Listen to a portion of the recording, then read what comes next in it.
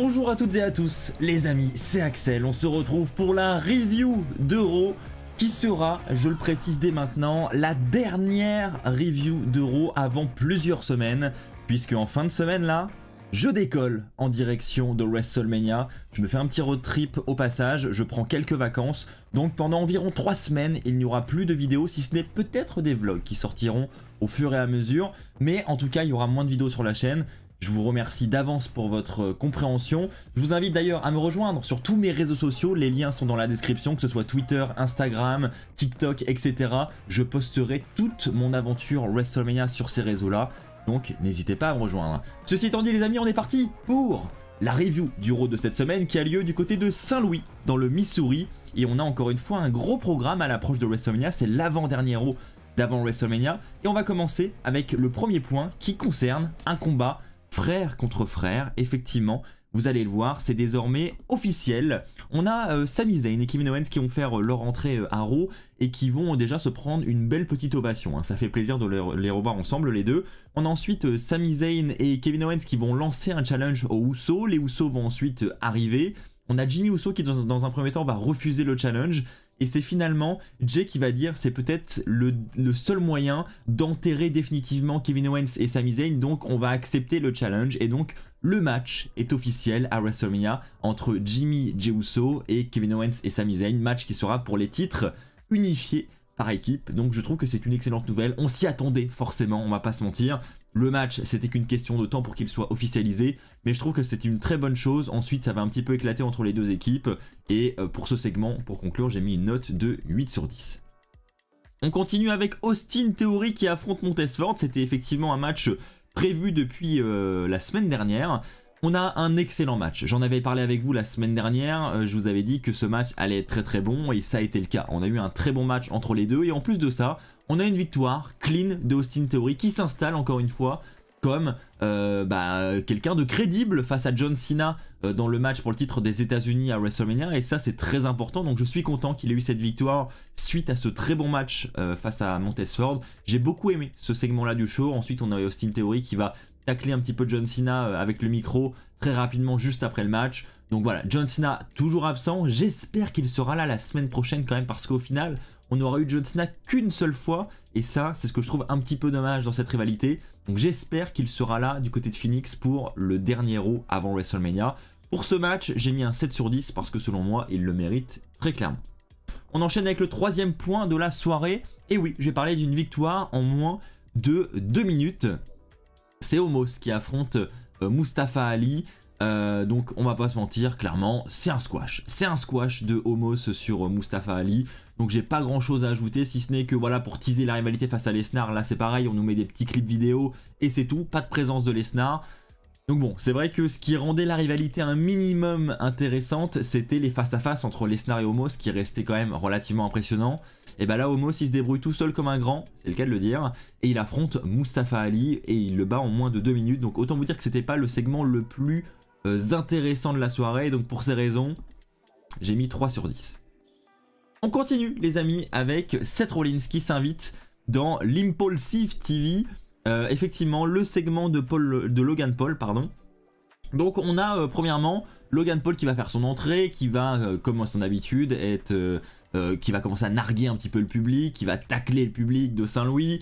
Donc voilà, il va se faire huer et il va dire allez-y, vous pouvez me huer, moi ça me fait rien, j'ai réussi toute ma vie. Enfin voilà, du Logan Paul tout craché.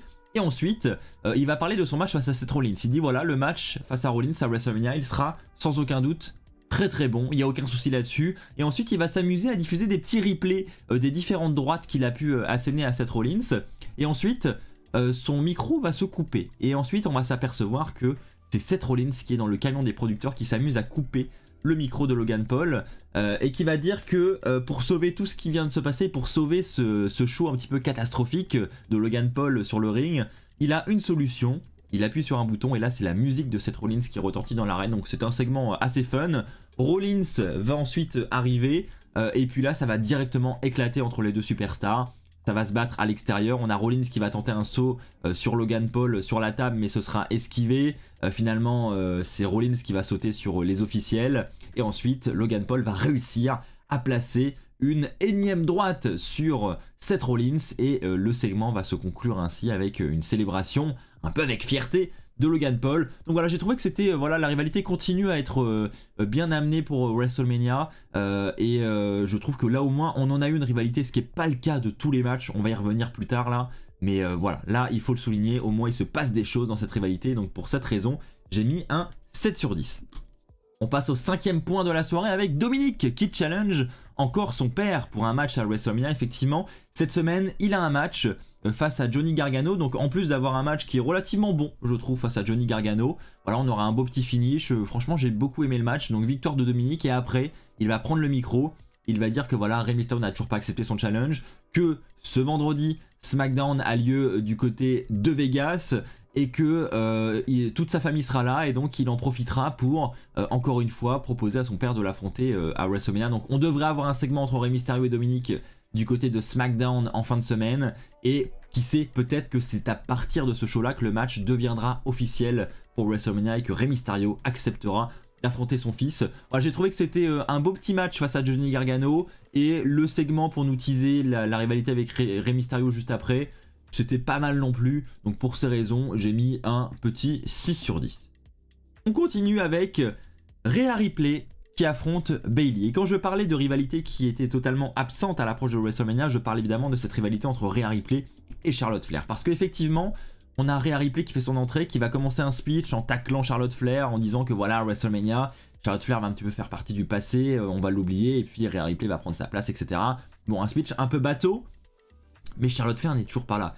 Et on n'a pas vraiment de grosse rivalité entre Charlotte Flair et Rhea Ripley. Je trouve ça dommage parce que Rhea Ripley est quand même celle qui a remporté le Rumble cette année. On a envie d'avoir un gros match entre les deux à WrestleMania et donc une grosse rivalité. Et au final, je trouve que c'est relativement plat. Il se passe pas grand chose.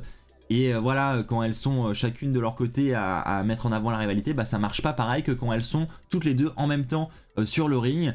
Et donc là, voilà encore une fois, Rhea Ripley seule, qui ensuite va avoir un match face à Bayley, parce que Bayley va arriver pour provoquer un petit peu Rhea Ripley, et ce qui va nous mener à un match entre les deux, qui sera évidemment remporté par Rhea Ripley. On aura l'intervention, comme on peut le voir sur les images, de Damage Control, enfin du moins qui vont tenter d'intervenir, et donc à la fin du combat, on aura également Trish Stratus, avec Lita et Becky Lynch qui vont venir perturber le clan de Damage Control et donc qui vont permettre à Rhea Ripley d'obtenir la victoire. Donc voilà, c'était un segment sympa, mais voilà quand même où on aurait aimé que Charlotte soit présente. Donc j'ai quand même mis un 7 sur 10 pour le segment plus le match derrière qui était sympathique.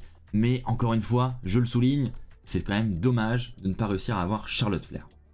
On continue avec un match qui n'était pas le plus intéressant de la soirée, Chad Gable contre Ricochet. Honnêtement, moi j'ai pas beaucoup d'envie de voir ce match du côté de WrestleMania, ce match par équipe à 4. Donc on essaie de nous le teaser petit à petit avec déjà un premier match entre Chad Gable et Ricochet en 1 contre 1. Match qui sera perturbé par Otis et Maxine aux abords du ring, qui va perturber Chad Gable et qui va lui coûter la victoire. C'est donc ensuite Ricochet qui va remporter ce match, donc pas grand chose d'autre à dire pour ce segment, j'ai mis un 5 sur 10. On continue avec le 8e point de la soirée, là aussi une rivalité qui je trouve est relativement plate, c'est celle entre Bianca Belair et Asuka, qui cette semaine sont toutes les deux en équipe, effectivement, elles affrontent Chelsea Green et Piper Niven. Donc bon, évidemment des petites tensions durant le match entre les deux, on aura des petits échanges de regards à la fin du combat. Elles sont en train de s'embrouiller à moitié, il y a Piper Niven qui commence à charger les deux catcheuses, Bianca Belair qui va pousser Asuka pour la faire tomber à l'extérieur, et ensuite Bianca Belair va en profiter pour faire son KOD sur Piper Niven pour la victoire, et donc victoire de Bianca Belair et de Asuka. Après le match, ça va un petit peu dégénérer entre les deux, mais voilà, ce que je veux dire c'est que on n'a pas de gros spots, de gros speech entre les deux. C'est vrai qu'Asuka est limitée au micro, mais quand même Bianca Belair pourrait essayer de provoquer un petit peu, enfin on pourrait mettre des choses en place, et je trouve, je sais pas ce que vous en pensez, je sais pas si je suis le seul à le penser, dites-le moi dans les commentaires les amis, mais perso je trouve que c'est relativement plat, et donc pour ce match j'ai mis la note de 6 sur 10, je trouve ça dommage que ce soit plat à ce point. On continue avec le dernier point de la soirée, Cody Rhodes et Roman Reigns en face à face, et ça on va pas se mentir, c'est cool de voir ces images à l'approche de WrestleMania. Ça c'est une rivalité qui pour le coup est très bien racontée entre les deux catcheurs. On a premièrement Roman Reigns qui va faire son entrée avec Solo Sikoa et Paul Heyman, et il aura à peine le temps de prononcer un mot que on aura l'intervention de Cody Rhodes. Cody Rhodes qui va arriver et qui va déjà nous parler voilà, de ce qu'il compte faire encore une fois à WrestleMania, et Roman Reigns va tout de suite le calmer et lui dire écoute, tu dis toujours ce que tu vas faire, mais au final, il ne fera rien. Tu ne feras rien du tout. On sait comment ça va se passer. Ça a déjà été le cas avec Stardust, c'est ce qu'il va lui dire. J'ai trouvé ce moment très fort. Comme à chaque fois, comme lorsque tu étais pas d'accord avec le personnage de Stardust, tu vas quitter avec la queue entre les jambes. C'est l'expression qu'il va employer. Donc c'est une expression assez forte. Il va employer exactement la même expression pour faire référence à l'AEW, sans la citer évidemment, mais en disant c'était exactement la même chose quand tu étais dans une autre fédération. Et ensuite, il va lui dire mec, tu vas devoir faire un choix le 3 avril. Soit tu vas rendre fier ton père, soit tu vas encore une fois partir comme un lâche, comme une chienne. C'est le mot qu'il va employer.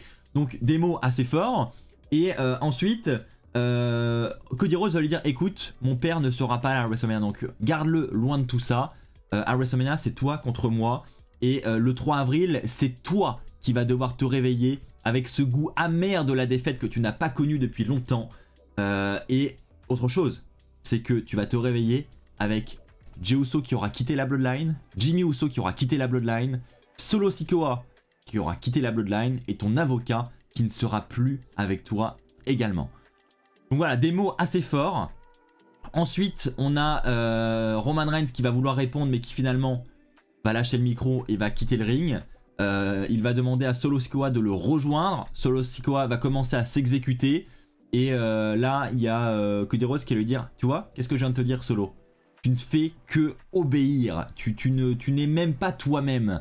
Et là, ça va énerver Solo Sikoa qui va commencer à vouloir se fighter avec Cody Rhodes. Cody Rhodes qui va le repousser avec un coup de pied. Et ensuite, Roman Reigns va retenir Solo Sikoa et le show va se terminer sur ces images. Honnêtement, j'ai trouvé que c'était un excellent segment pour conclure cet épisode de Raw qui nous met bien en haleine pour le main event de WrestleMania. Je ne sais pas vous, mais moi perso, j'ai vraiment hâte de voir ce match du côté de la nuit 2 de Mania. J'ai mis 8 sur 10 pour ce segment parce que honnêtement, j'ai vraiment beaucoup apprécié. Voilà les amis, c'est ainsi que s'achève cette review de Raw, j'espère qu'elle vous aura plu. Si c'est le cas, comme d'habitude, n'oubliez pas le pouce bleu, n'oubliez pas de vous abonner pour ne pas manquer les futures vidéos. Il y aura très certainement un épisode de WWE News dès demain, et puis très certainement une vidéo prono si j'ai le temps de la tourner avant de partir, parce que je pars très bientôt là, mais je vais essayer de trouver le temps pour vous la tourner, je tenais absolument à le faire. Et puis n'oubliez pas, hein, comme je vous l'ai dit, pas de review de Raw pendant plusieurs semaines, mais c'est normal, je serai absent pour une durée d'environ 3 semaines. Merci à tous pour votre fidélité, on se retrouve très vite, d'ici là portez-vous bien, et n'oubliez pas, soyez toujours très fiers d'être fan de catch. Allez, bye tout le monde!